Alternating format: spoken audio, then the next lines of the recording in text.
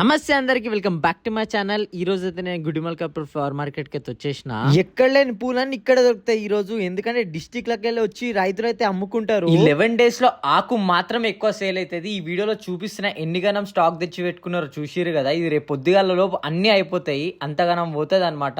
నేను ఈ వీడియోని నైట్ 2 o'clock కి తీసిన. ఎంతగానం క్రౌడ్ వచ్చిరో చూస్తున్నారు కదా. ఎక్కడెక్కడికెళ్ళి వస్తారు గుడిమల్కాపూర్ ఫ్లవర్ మార్కెట్ కి. ఈ లైన్ మొత్తం బంతిపూలు దొరుకుతాయి, ఇంకా ఏమీ దొరకవు. ఒక్కొక్క లైన్ కి ఒక్కొక్క స్పెషాలిటీ ఉంటది. విడి పూలు ఇంకా బంతి పూలు మాత్రమే దొరుకుతాయి ఈ లైన్ లో అయితే.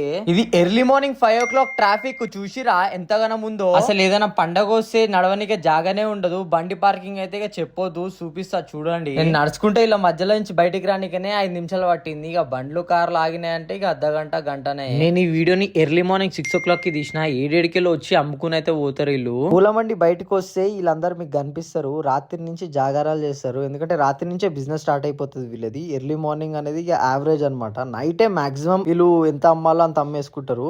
ఈ అంత లైన్ మొత్తం వీళ్ళకి సంబంధించిన వాళ్ళు ఉంటారు. వీళ్ళు ఈ సీజన్ లో మాత్రమే వస్తారు 11 days. దీని తర్వాత అసలు రానే రారు. మొత్తం ట్రాఫిక్ అయితే జామ్ అయిపోయింది వీళ్ళ వల్ల. రాయదుర్గం బ్రిడ్జ్ పైన అయితే ఒక యాక్సిడెంట్ అయింది ఆటోది. చూస్తున్నారు కదా ఎంత ఘోరంగా అయిందో.